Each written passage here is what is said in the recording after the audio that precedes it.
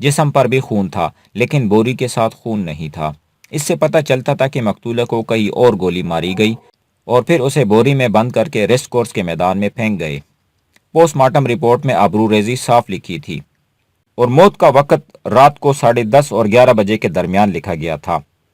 مجھے خیال آیا کہ قتل کا باعث ابرو ریزی ہی ہو سکتا ہے۔ مقتولہ کے ساتھ یہ جرم جبری طور پر کیا گیا ہوگا اور مجرم نے قتل کر دینا مناسب سمجھا ہوگا۔ انسپکٹر کلارک نے اس شک کا اظہار کیا کہ مقتولہ کے ساتھ جبری زیادتی نہیں ہوئی، یہ اپنے کسی آشنا کے ساتھ پکڑی گئی اور پکڑنے والا اس کا منگیتر ہوگا یا کوئی دوست۔ اس نے فوری اشتعال میں آ کر اسے گولی مار دی۔ میں نے کلارک کے ساتھ اتفاق نہ کیا کیونکہ مقتولہ جس کلاس سے تعلق رکھتی تھی اور ان دنوں جو ماحول بنا ہوا تھا اس میں عورت کے معاملے میں اتنا جذباتی کوئی نہیں ہوتا تھا۔ وکائیوں کی دوستیاں لگتی اور ٹوٹتی رہتی تھی، تم نہیں تو اور صحیح والی دوستیاں چلتی تھی۔ ایک لڑکی کے ایک سے زیادہ دوست ہوا کرتے تھے۔ سب سے اچھا دوست وہ ہوتا تھا جو سب سے زیادہ عیش کرواتا تھا یا زیادہ قیمتی تحفے دیتا تھا۔ پھر یوں ہوا کہ شنکر داس نے ایئر ہیڈ کوارٹر کو فون کیا کہ فلاں نامی لڑکی کی لاش فلاں جگہ سے ملی ہے اور اس کے گھر والوں کو اطلاع دی جائے۔ تانے کی اس اطلاع پر ایئر فورس پولیس کا ایک افسر اور 2 سارجنٹ تھانے پہنچ گئے۔ جس شعبے میں مقتولہ کام کرتی تھی وہاں اس کے گھر کا ایڈریس تو تھا لیکن اس کے گھر فون نہیں تھا۔ وہاں کسی کو مقتولہ کے منگیتر کے دفتر کا فون نمبر معلوم تھا۔ اس نے منگیتر کو اطلاع دی اور منگیتر مقتولہ کے گھر دوڑا گیا۔ وہاں یہ خبر سنائی۔ اس طرح مقتولہ کا باپ، ماں اور منگیتر تھانے پہنچ گئے۔ ان لوگوں نے لاش اس وقت دیکھی جب پوسٹ مارٹم کے بعد تھانے واپس گئی تھی۔ اگر مقتولہ کے ماں باپ لاش کو پوسٹ مارٹم سے پہلے دیکھ لیتے تو وہ بے ہوش ہو جاتے کیونکہ لاش کو کھولوں سے دوہری کی ہوئی تھی، یعنی لاش کی ٹانگیں اوپر والے دڑ کے ساتھ ملی ہوئی تھی اور پاؤں سر کے ساتھ تھے۔ اس کے علاوہ نیچے سے لاش برہنہ تھی۔ پوسٹ مارٹم میں ڈاکٹر نے ٹانگیں کھولوں سے کاٹ کر سیدھی رکھ دی تھی اور اوپر چادر ڈال دی تھی۔ اس طرح لگتا تھا جیسے مقتولہ کی جسمانی پوزیشن قدرتی ہو۔ یہ پتہ چلتا ہی نہیں تھا کہ لاش 2 ٹکڑوں میں کاٹی ہوئی ہے۔ انہوں نے لاش شناخت کر لی۔ باپ نے سب انسپکٹر شکرداس کو بتایا کہ اس کی بیٹی کا اصل نام تو مارتھا تھا، مارتھا ویلیم، لیکن 12-14 روز پہلے وہ مسلمان ہو گئی تھی اور اس نے اپنا نام روبینہ مریم رکھ لیا تھا۔ باپ نے یہ بھی کہا کہ مارتھا گھر نہیں رہتی تھی بلکہ اس نے اپنی رہائش وکائیوں کی بارک میں رکھی ہوئی تھی۔ ہفتے کی شام گھر آتی اور اتوار کی شام چلی جاتی تھی۔ اس ہفتے کی شام بھی وہ آئی تھی اور اتوار کی شام چلی گئی تھی۔ باپ سوچ بھی نہیں سکتا تھا کہ اس کی بیٹی اپنے ٹھکانے پر پہنچی ہی نہیں ہوگی۔ اگلے روز یعنی سوموار کے دن، جس دن وہ تھانے میں یہ بیان دے رہا تھا، اس کی بیٹی کا منگیتر سخت گھبراہٹ کی کیفیت میں اس کے گھر آیا اور بتایا کہ مارتھا کی لاش تھانے میں پڑی ہے، اسے کسی نے قتل کر دیا ہے۔ اس اطلاع پر باپ تھانے پہنچ گیا۔ یہ تو ہوئی واردات کی وہ تفصیل جو ہمیں سب انسپکٹر پنڈت شنکر داس نے سنائی تھی۔ میں نے اور انسپکٹر کلارک نے تفتیش از سر نو کرنے کا فیصلہ کر لیا۔ ہمارے لیے سب سے بڑی مشکل یہ تھی کہ واردات کو 15-16 دن گزر گئے تھے۔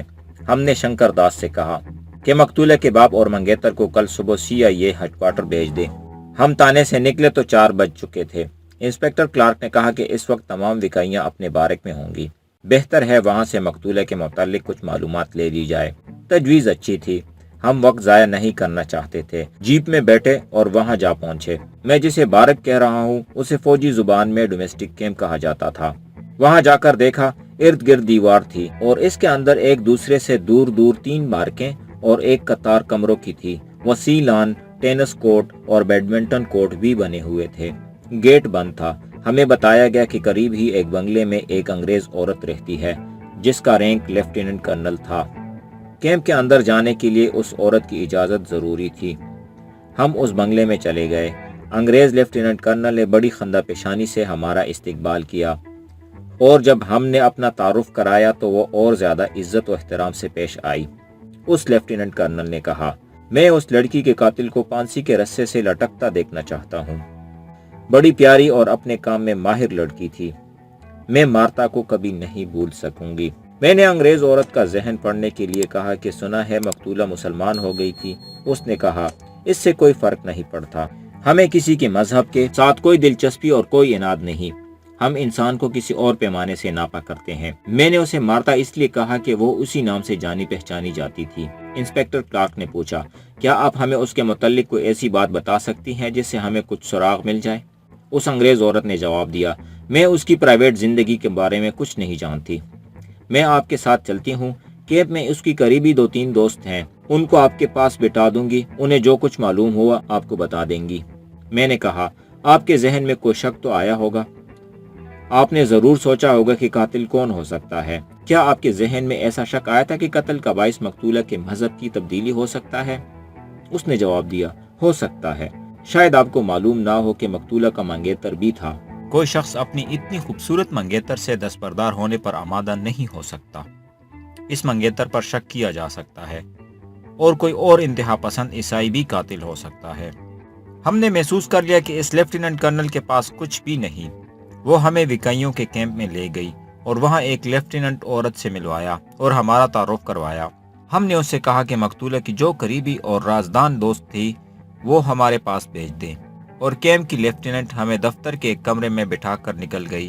میں اور انسپکٹر کلارک آپس میں صلاح مشورہ کرنے لگے کہ تفتیش کا آئندہ پروگرام کیا ہوگا اور کس کس کو شامل تفتیش کیا جائے۔ ہماری بات ابھی پوری نہیں ہوئی تھی کہ لیفٹیننٹ 3 لڑکیوں کو ساتھ لیے کمرے میں داخل ہوئی، اور اس نے ہمیں بتایا کہ یہ مقتولہ کی بہت ہی قریبی دوست تھی۔ ہم نے لیفٹیننٹ کو جانے کے لیے کہا اور ان تینوں کو اکٹھے ہی اپنے پاس بٹھا لیا۔ ان سے ان کے نام پوچھے تو پتہ چلا کہ 2 ہندو ہیں اور 1 عیسائی ہے۔ انسپکٹر کلارک نے مجھے اشارہ کیا کہ میں ان سے بات شروع کروں۔ میں نے سب سے پہلے تو ان سے یہ پوچھا کہ ان کی مقتولہ کے ساتھ دوستی کس حد تک تھی۔ تینوں نے باری باری اپنا اپنا جواب دیا جو ایک ہی جیسا تھا، اور وہ یہ تھا کہ ان کی آپس میں گہری رازداری تھی کہ دل کی کوئی بات ایک دوسرے سے چھپاتی نہیں تھی۔ میں نے کہا، پھر تو تم تینوں کو اس کے مرنے کا بہت ہی دکھ ہوگا، اور تم یقیناً چاہتی ہوں گی کہ اس کے قاتل کو بڑی جلد پکڑ کر پھانسی کے تختے پر پہنچا دیا جائے۔ میری یہ بات سن کر 2 لڑکیوں کے تو آنسو نکل آئے اور تیسری نے سر جھکا لیا۔ پھر ان میں سے ایک نے کہا کہ وہ چاہتی ہے کہ قاتل کو پکڑ کر ان کے حوالے کیا جائے اور وہ اپنے ہاتھوں سے اسے اذیتیں دے دے کر مارے۔ میں نے کہا، تو پھر ہمیں مقتولہ کی چھوٹی چھوٹی سی بات بھی بتائیے، کچھ چھپائیے نہیں، ورنہ ہم کسی سراغ تک نہیں پہنچ سکیں گے اور قاتل آزاد گھومتا پھرتا رہے گا۔ یہ تینوں روشن خیال لڑکیاں تھیں۔ ان تینوں لڑکیوں نے ہمیں بہت کچھ بتایا۔ اس دوران کئی ایک سوال میں نے کیے اور کئی باتیں انسپکٹر کلارک نے پوچھی، اور اس طرح مقتولہ کی ایک واضح تصویر ہمارے سامنے آ گئی۔ میں مقتولہ کی یہ تصویر پیش کرتا ہوں۔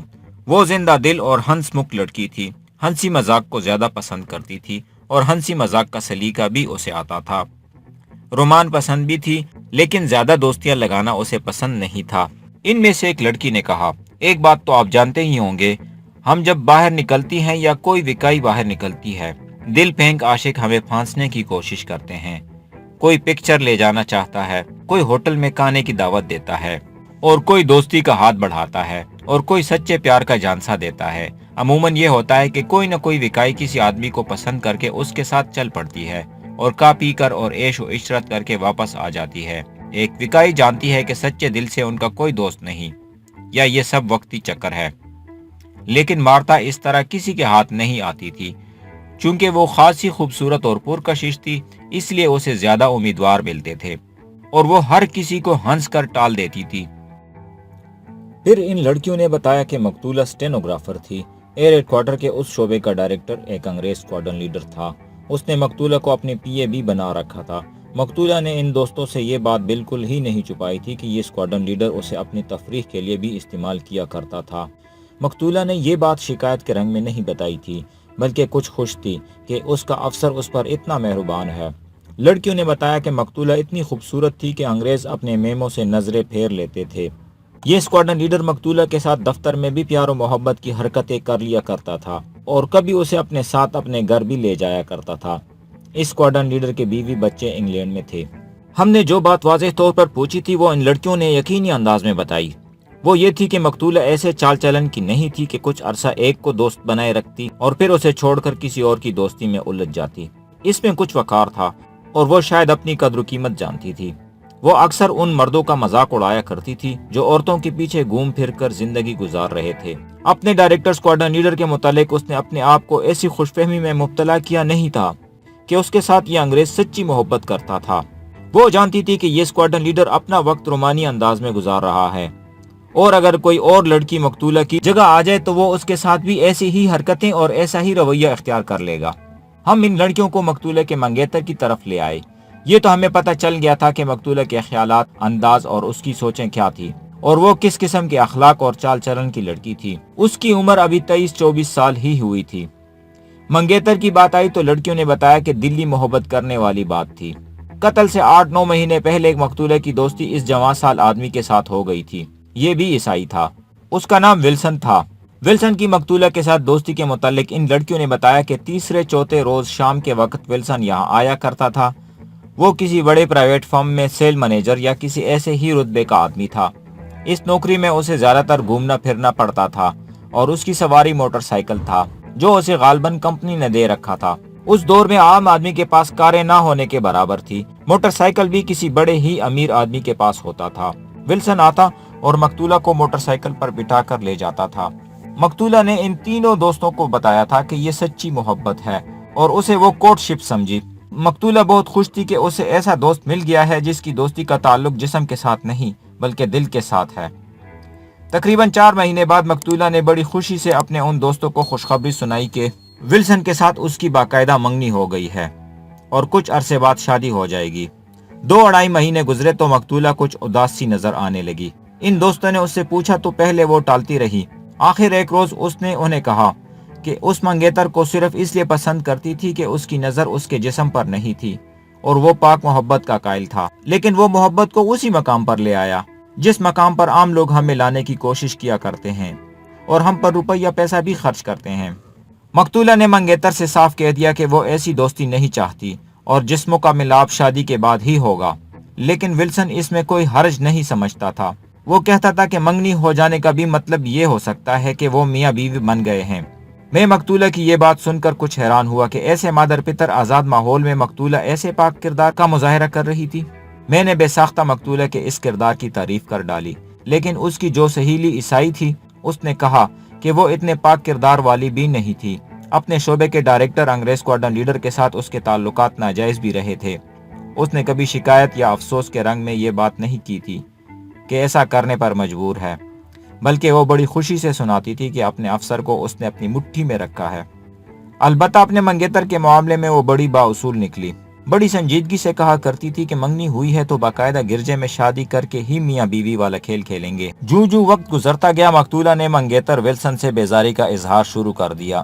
وہ آتا تھا تو اس کے ساتھ موٹر سائیکل پر چلی جاتی تھی، لیکن اب وہ واپس آ کر پہلے کی طرح خوش نہیں ہوتی تھی۔ ان دوست لڑکیوں نے اسے کہا کہ وہ منگیتر سے خوش نہیں تو منگنی منسوخ کرا دے، لیکن وہ کہتی تھی کہ وہ اپنے ماں باپ کو ناراض نہیں کرنا چاہتی۔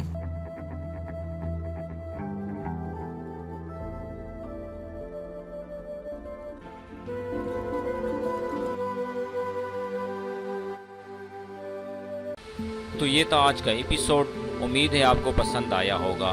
کمنٹس میں اپنی رائے کا اظہار ضرور کیجیے۔ اس کے ساتھ ساتھ اس چینل کو سبسکرائب کیجیے اور بیل آئیکن کو بھی پریس کیجیے تاکہ ہمارا ساتھ برقرار رہ سکے۔ شکریہ۔ ملتے ہیں ایک نئی کہانی کے ساتھ، تب تک کے لیے خدا حافظ۔